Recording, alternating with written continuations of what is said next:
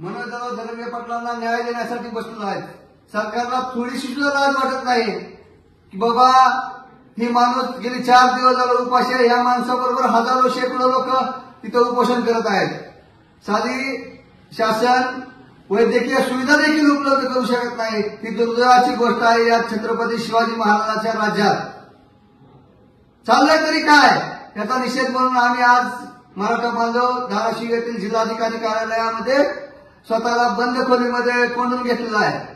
जोपर्यंत मनोज धनंजय पाटील यांच्या उपोषणाच्या दखल घेत नाहीत तोपर्यंत आम्ही इथून हलणार नाही आणि स्वतः आणि लवकरात लवकर इथं स्वतःच्या जीवाचं काय होईल ते आमच्या मनात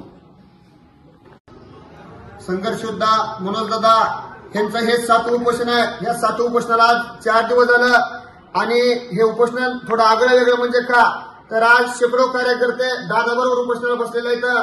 आज 4था दिवस आहे उपोषणाचा। त्याची तब्येत बिघडली आहे आणि आंदोलनकर्त्याची पण तब्येत बिघडली आहे। तिथं कुठलीही वैद्यकीय सुविधा तिथं उपलब्ध नाही किंवा शासनाने अद्यापपर्यंत त्यांचा कुठला प्रतिनिधी पाठवलेला नाही। जर आमच्या माणसांना जर काही कमी जास्त झालं तर ह्याला जिम्मेदार कोण असा आमच्या पुढे प्रश्न पडला असताना आम्ही ह्या जिल्हाधिकारी कार्यालयामध्ये आम्ही स्वतः इथं आम्हाला एका खोलीमध्ये कैद करून घेतलंय।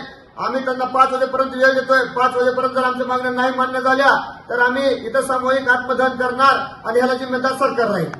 3 तास किती वेळ झाला कोंडून घेतलं? आम्ही इथं 3 तास झालं आतमध्ये कोंडून घेतलंय।